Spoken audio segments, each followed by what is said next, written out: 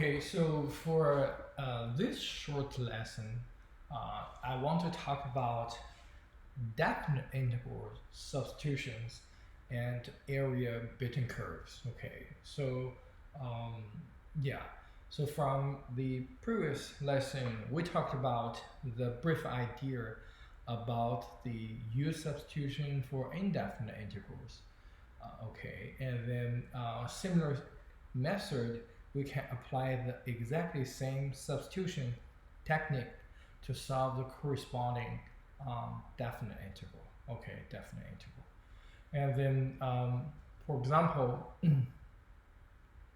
if g prime is continuous on the given interval a, b, and also f, it is continuous on the range of gx equals u, then correspondingly you can make this u substitution. So basically it's to set u equals g of x, and then correspondingly when x equals a, the corresponding lower limit for the new integral is going to become g of a, and then similarly the upper limit becomes g of b. Okay, and then the integrand after you substitute it become f of u and then du. Okay, so this is pretty trivial, and then now let us look at this example here. So evaluate this from -1 to 1, 3x squared square root of x cubed plus 1 dx. Okay, so let me bring my visualizer.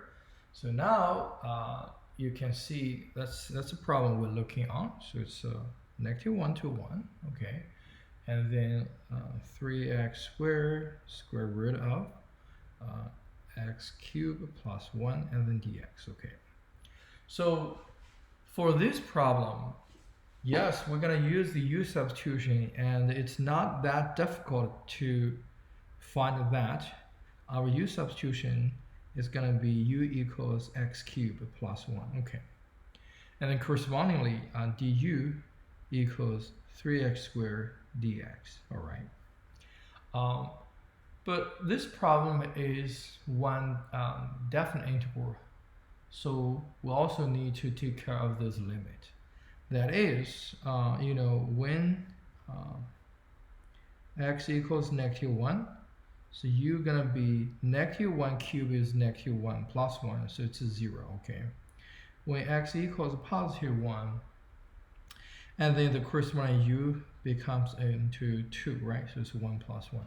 So with all this, we can make our substitution. Maybe let's write into this part. So that is, the new integral is gonna become into from 0 to 2, right? So we have square root of u, keep in mind 3x squared dx, which is exactly du, so it's du here, okay? And the antiderivative of square root of u, it's actually going to be u to the power of half plus 1 over half plus 1, right?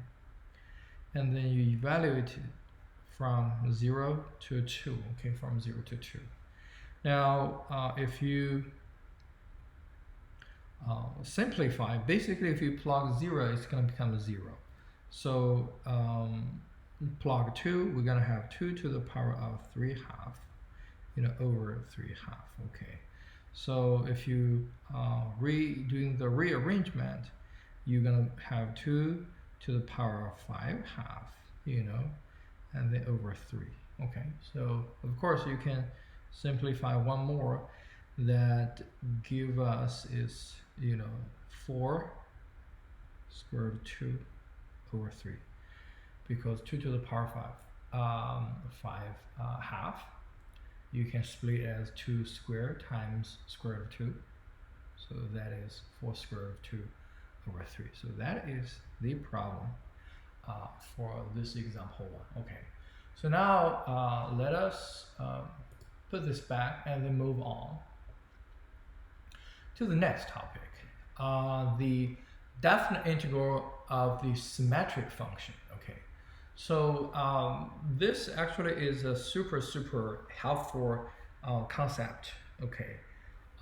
the meaning of introducing those symmetric functions is you can see that for the first graph, the function here is an even function. Okay, that means the graph, it is symmetric with respect to the y-axis. Okay, and then also you can see that the interval it's symmetric, is from minus a to a. But for the second graph, you can see that this graph actually it's symmetric with respect to the origin. In other words, if there is x, y, correspondingly there gonna be a negative x, negative y getting involved, okay, on your graph. So so that is an odd function, okay. And also you can see that if we doing the integration for an even function from negative a to a, realizing that the area and the curve for the left hand side and the right hand side, they are exactly the same thing, okay. So if the function is even and also the interval is symmetric, so negative a to a integration of an even function, it actually equals double of the integral from 0 to a, okay, which is just your right hand side. Okay, so that's actually is a pretty good result, because we actually gonna evaluate one integral with the starting limit as 0. So that is pretty good, because 0 always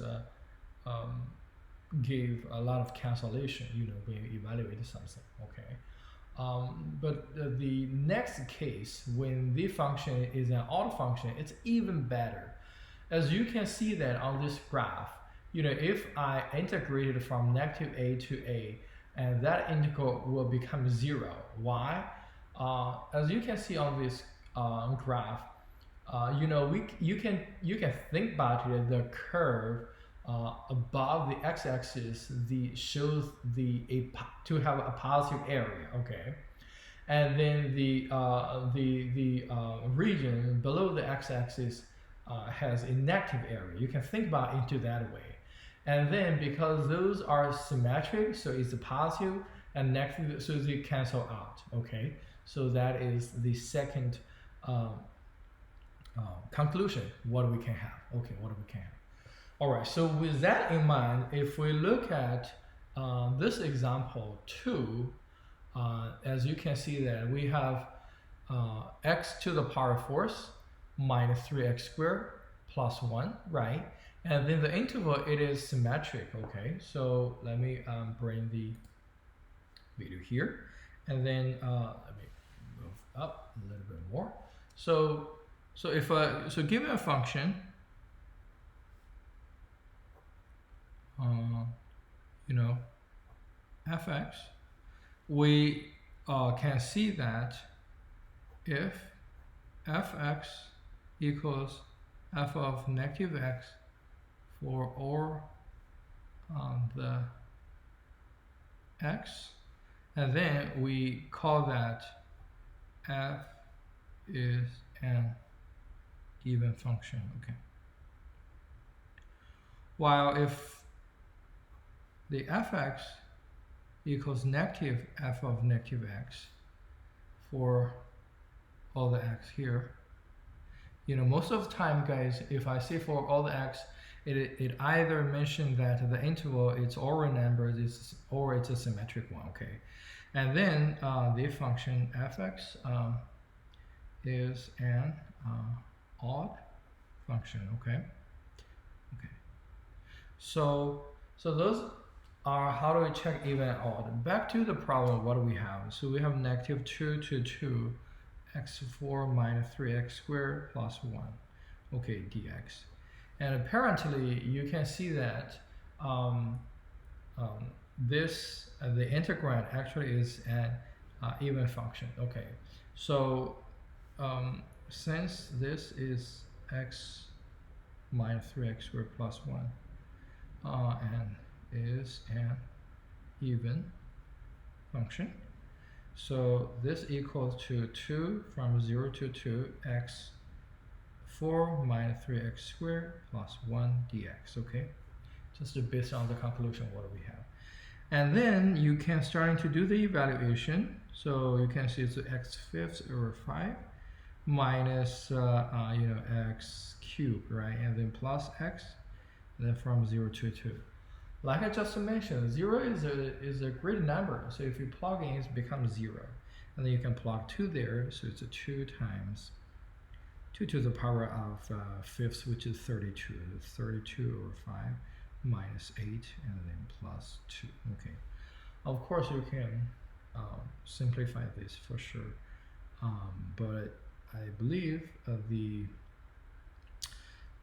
final result for this should be 4 over 5. Okay. Because this is minus 6. Simplify becomes 2 fifths times 2 is 4 fifths. Okay. So yeah, so that's one of the examples here. And now let's see what kind of things we can do. So the next we're talking about is area between the curves.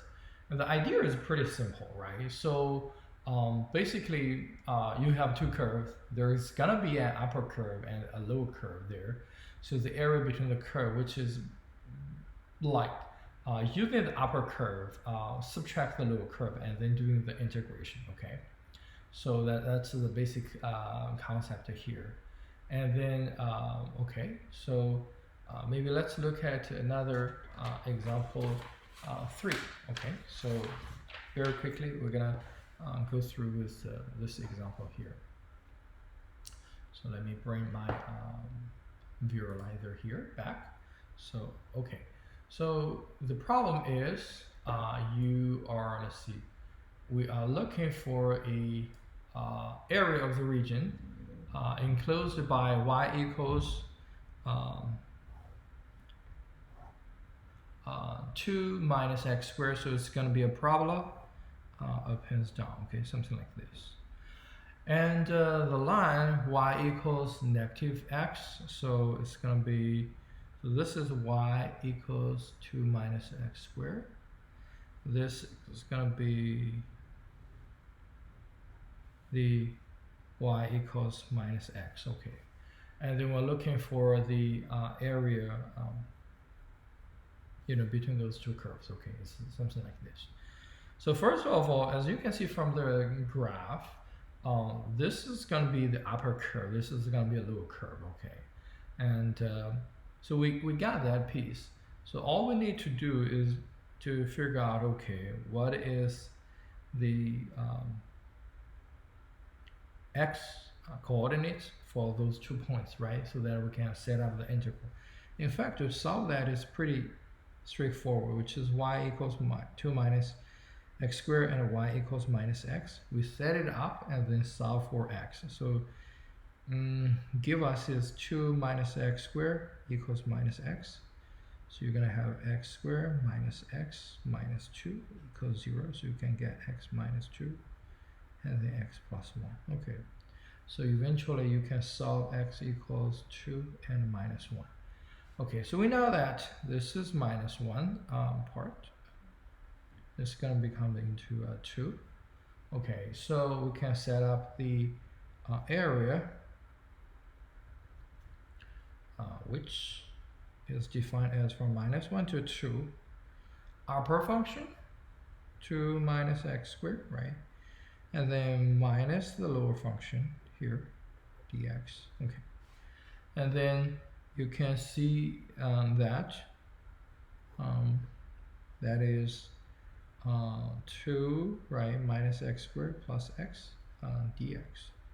So we can evaluate this pretty quickly. That is 2x minus x cubed over 3 and then plus x squared. And then you evaluate it from minus 1 to 2. Of course, you can plug in. So we can have 2 times 2 minus 8 over 3 plus 4, right? Minus 2 minus 2. This is going to become plus 1/3, right? And then plus 1. Okay. So what do we have? We have 8 right? So 8 minus 8 over 3, and then minus, this is gonna be minus 1. Minus 1 plus a third is gonna be minus 2/3, okay. So let's see, 8 minus 8/3, and it's gonna become plus 2/3. Aha, so after you're doing this, it's gonna become minus 2, so it turns out your final answer is a pretty nice number, which is 6, okay. So that is how do we figure out the area between the curves, okay. So let's see if we have more materials need to cover. Yeah, I think basically this give you a brief idea about how to apply the substitution method first on an definite integral problem, and then you know, how do we handle the integral if the integral is symmetric, you know, whether it's even or odd. And then after that we talked about the area between the curves, okay. So hopefully you enjoy this video, and thank you for the watching. See you soon.